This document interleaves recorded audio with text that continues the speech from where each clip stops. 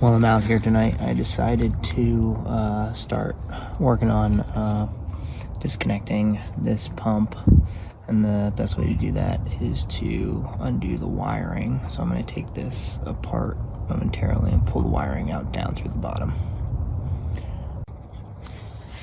Alright, so I got the cover off, and we're looking at this right wire. So the right wire comes up through, it opens up, and it gets tied in with wire nuts. So what I'm going to do is I'm going to disconnect those wire nuts, and then we'll pull it down through. Alright, I'm going to have to cut this zip tie here to be able to remove it. So remember to replace that, Joe. I want to make sure I record this correctly. So the first wire nut is black to white. Then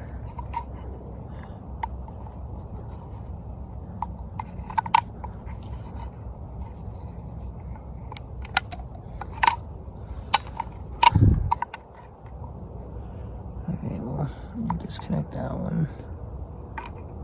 Oh. Okay, so this one is tying the alarm float. This is the white from the alarm float to the black of the pump.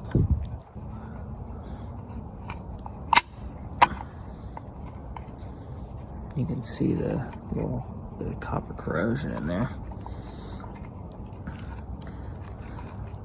That one's actually so corroded, I'm just gonna cut it.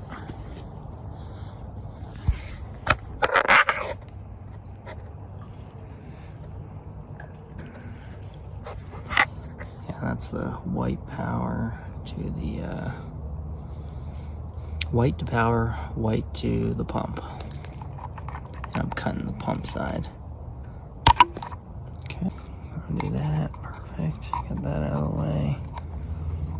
Okay, tuck that back in.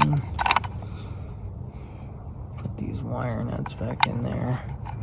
That way they're there when I need them again.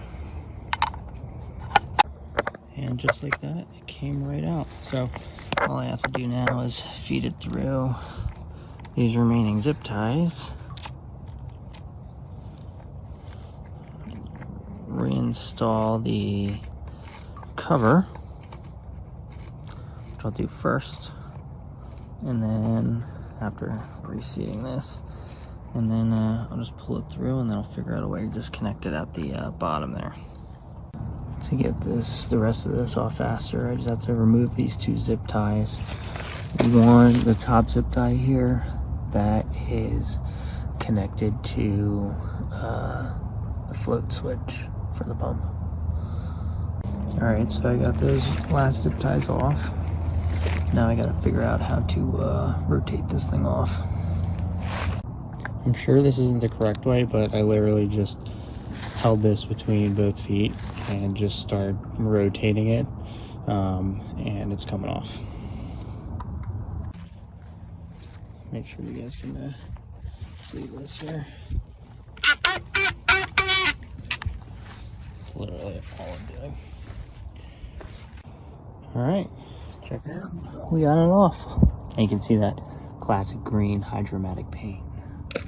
But yeah, I'm gonna take this home, clean it off a little bit, and I'd like to actually finally figure out why it stopped working. But in the meantime, I can take the new one, bring it out here, wire it up to that one correctly, and then test it, and then put everything back together. So the next day or so, that's what we'll do. Yeah, that's it for tonight. Well, here's two Pentair Hydromatic Effluent pumps, 30 years apart. This one built in November of '92 and sat in our septic for since '92 until now. So that's about 32 years. And then this new old stock built 293, 3 months after this one, is the next one that's going to go in. So I wired back up the old one again, and I think I brought it back to life. This is the wiring I use this time around.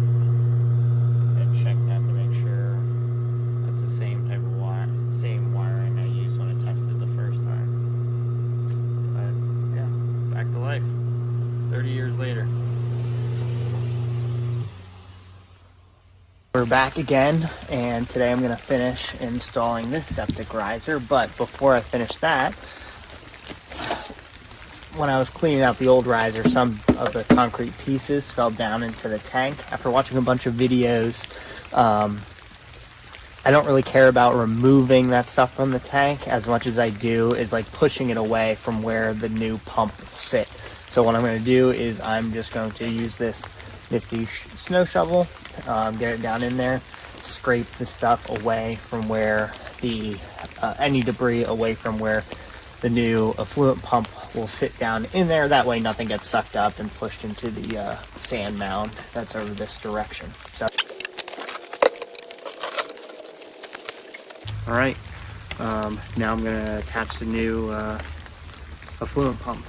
We have the new effluent pump here. I'm going to attach this to the base of the pump tree.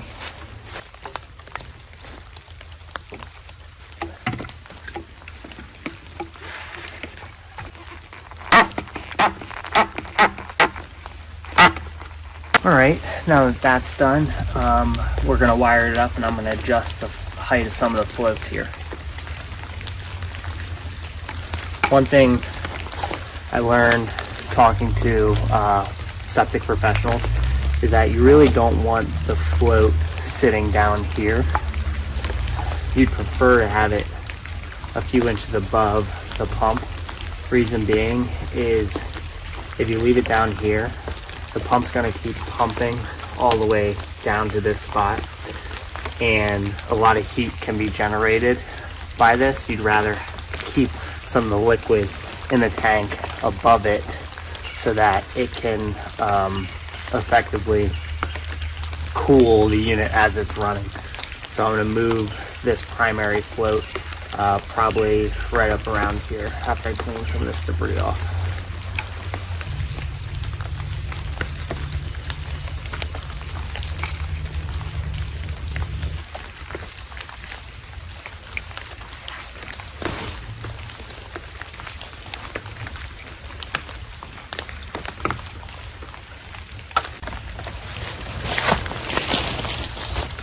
Alright, so I secured the float just with some zip ties.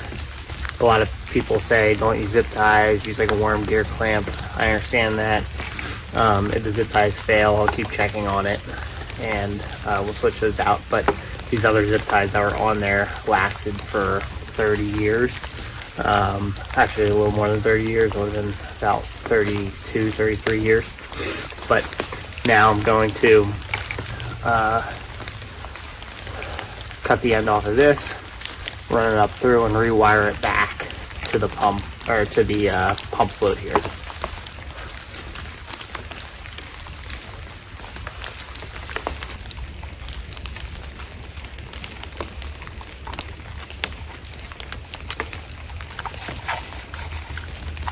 What I'm doing now is I'm rewiring up the new pump to the series connection to the pump float, which is this bottom one. What that basically means is that power being supplied through these through this white wire actually will not reach the pump until the pump float is activated. It's funny, the wires that I'm exposing right now are, 30 plus years old from this new old stock effluent pump, and I know it was made in America, but I can already tell the significant difference in quality between like standard wiring I buy today as opposed to this stuff. Right now it's also sleeting / raining, so not the best day to do this, but I want to get it done today. Remember, if you're stripping wires, collect all the pieces that come off and throw them away. Don't just throw them on the ground. Alright, all wired up. Alright, so I have it rewired up. So we have the white to white, white to black, ground to ground. And that's just as we found it. So I'm going to tuck everything back in, seal this back up, and then tie up this extra. Then we'll be good to install it back in.